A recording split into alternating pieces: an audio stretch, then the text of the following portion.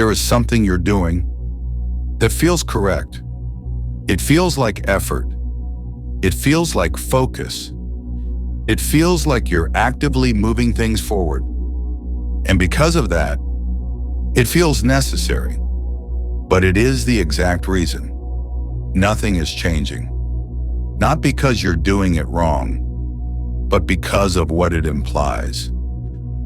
Because the moment you begin trying, something very subtle happens. You position yourself as someone who does not have it, not consciously, but structurally, because trying only exists when there is something to achieve, something to reach, something to fix. And the moment that position is taken, a state is created, a state where it's not here yet. And from that state, everything organizes accordingly.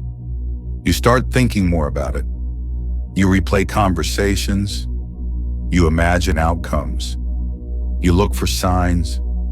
And all of that feels like progress. But underneath it, there is one constant signal. It hasn't happened. And that signal is what reality reflects.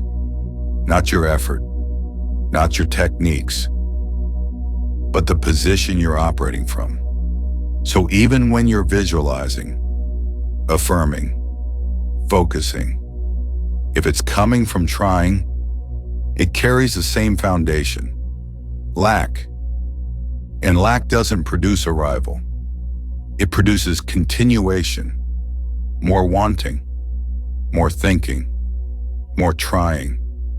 And this is why it feels like a loop, because it is. A perfectly consistent loop.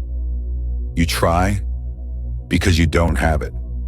And because you don't have it, you keep trying.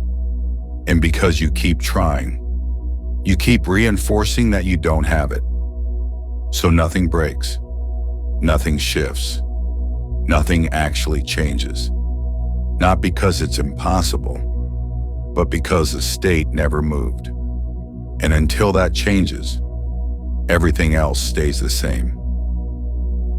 This is where most people get trapped, because effort feels intelligent. It feels responsible. It feels like you're doing something productive. And that's what makes it dangerous. Because nothing about it looks like the problem. In fact, everything about it looks like the solution. You're focusing. You're thinking about what you want. You're trying to align your thoughts. From the outside, it looks like you're doing exactly what you're supposed to do. But internally, there's a different signal being sent, a quieter one that doesn't come from what you're doing, but from why you're doing it. Because effort always has a direction. It moves towards something. And the moment something is toward, it means it's not here. That's the structure of effort. It exists because of distance. Because if something were already present, effort would not be required. You don't try to have something you already have. You don't work to feel something that is already natural. You don't focus on bringing something closer if it isn't distant. So the moment effort begins, distance is assumed, not verbally, but structurally. And reality does not respond to words. It responds to structure, to the position you're actually in. So even when the thoughts sound correct, even when the affirmations are aligned, if they are coming from effort, they carry the same underlying message. It's not here yet. And that message is consistent. It repeats. It stabilizes. It becomes the dominant state. And once it stabilizes, it reflects. That's why effort feels like movement, but produces stillness. Because nothing about it changes the position you're in. It only reinforces it. You stay in the same place, just with more activity, more thinking, more adjusting, more attempting. But the core never shifts. And because the core never shifts, the reflection doesn't either. This is also why people burn out, because effort requires maintenance. You have to keep thinking about it, keep focusing, keep trying to stay aligned. And the moment you stop, it feels like everything might fall apart.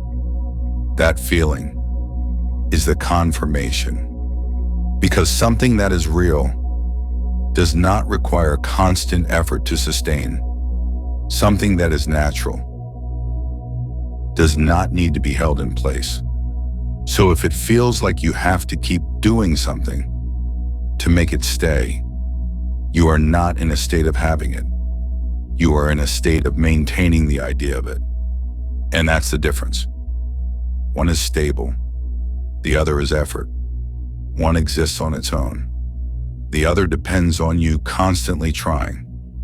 And reality only reflects what is stable, not what is being forced, not what is being maintained through effort, only what is natural, only what is already established.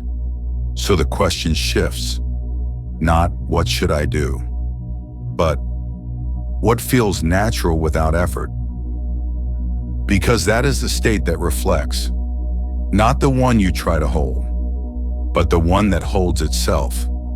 There is a state where nothing needs to be forced, no monitoring, no correcting, no effort to stay aligned.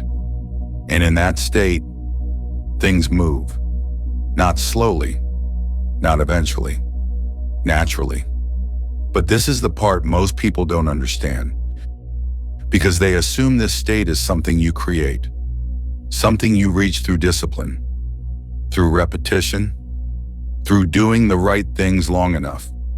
But that assumption itself is still effort, still a movement towards something, still based on the idea, I'm not there yet.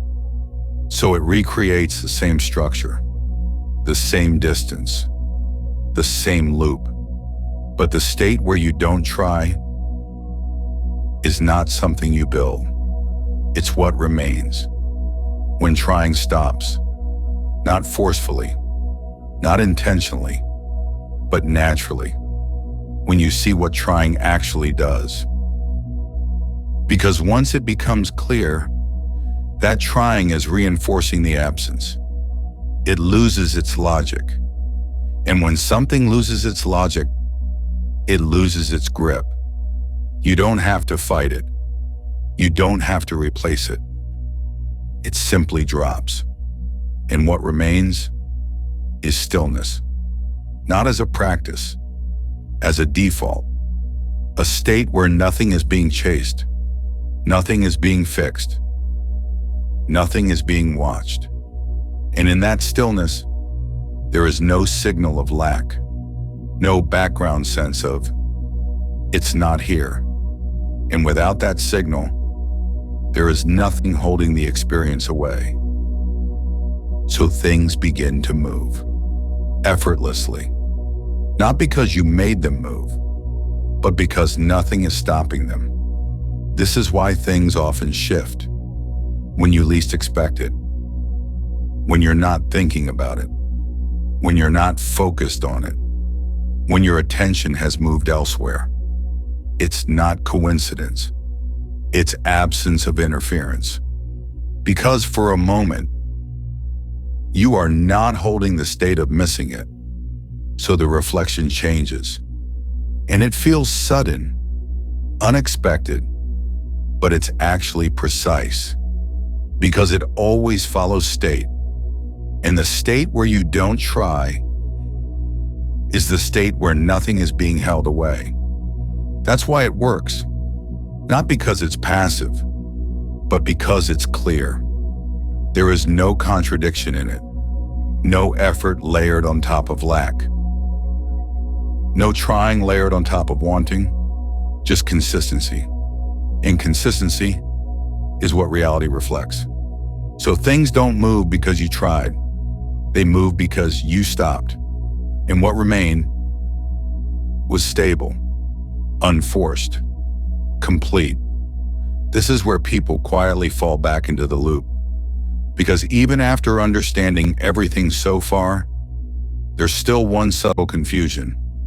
You think about them and immediately question it. Is this okay? Am I doing it wrong? Does this mean I'm trying again? And that question alone starts to recreate effort. But the issue is not thinking about them. That was never the problem. The difference is much deeper. It's not that you're thinking, it's how that thought is structured. Because there are two completely different experiences that look the same on the surface. Thinking of them and needing them. They feel similar, but they come from entirely different states. When you are thinking of them, there is no tension, no urgency, no follow-up. The thought appears and passes, like anything else. It doesn't pull you in. It doesn't create a chain reaction. It just exists for a moment and dissolves. There is no sense of, I need something to happen because of this. It's neutral. But when you are needing them, the structure changes. The thought doesn't end. It expands. It leads to another thought, and another, and another. You start imagining outcomes. You start checking for movement. You start measuring time again. And without realizing it, you're back in effort. Not because you chose to be, but because the thought carried need. And need always implies lack. It always carries the signal, something isn't here. So even though the thought looks the same, the state behind it is completely different. And that state is what reflects. This is why you don't need to control your thoughts. You don't need to stop yourself from thinking about them. That becomes another form of trying, another layer of effort. Instead, you just notice the structure. Is this thought neutral? Or is it pulling me into something? Is there a sense of needing something after this thought? Or does it pass on its own? Because if it passes, there is no problem. Nothing is being reinforced. But if it pulls you into a loop, that's the moment to see it clearly. Not to fight it, not to fix it, but to recognize what it is. A state of lack trying to sustain itself. And when you see it that way, you don't go deeper into it. You don't feed it. It loses momentum, and you naturally return to stillness, where nothing is being needed. And from there, thinking becomes harmless again. Effort dissolves again, and the reflection stabilizes again. At this point, you don't need another method. You don't need a better technique. You don't need to do it right, because the problem was never in what you were doing. It was in the position you were doing it from. Trying, fixing, forcing, waiting. All of it came from the same place. A place where something felt separate. A place where something felt missing. And from that place, everything became effort. But now you can see it clearly. Trying doesn't move anything closer. It maintains distance. Effort doesn't create results. It reinforces the idea that results are not here. Needing doesn't bring something in. It holds it away.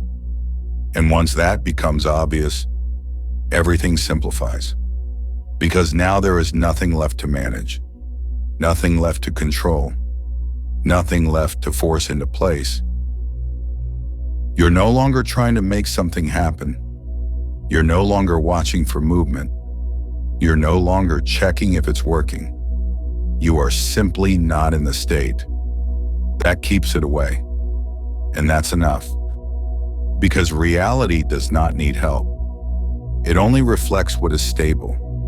So when there is no effort, no contradiction, no signal of absence, there is nothing interfering with the reflection. And what remains organizes itself naturally, not because you controlled it, but because you stopped holding the version where it wasn't there. That's the shift. And once this is understood, you don't go back to trying, because trying no longer makes sense. It feels unnatural, like forcing something that doesn't need force, like solving a problem that isn't there. And from that point, everything becomes consistent, calm, unforced, reliable. You don't need to check. You don't need to track. You don't need to wait. Because you are not in the version of yourself that experiences absence. You are in the version where nothing is missing. And from there, everything reflects that, without exception.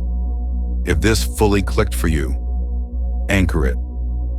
Comment, I do not try, I already am.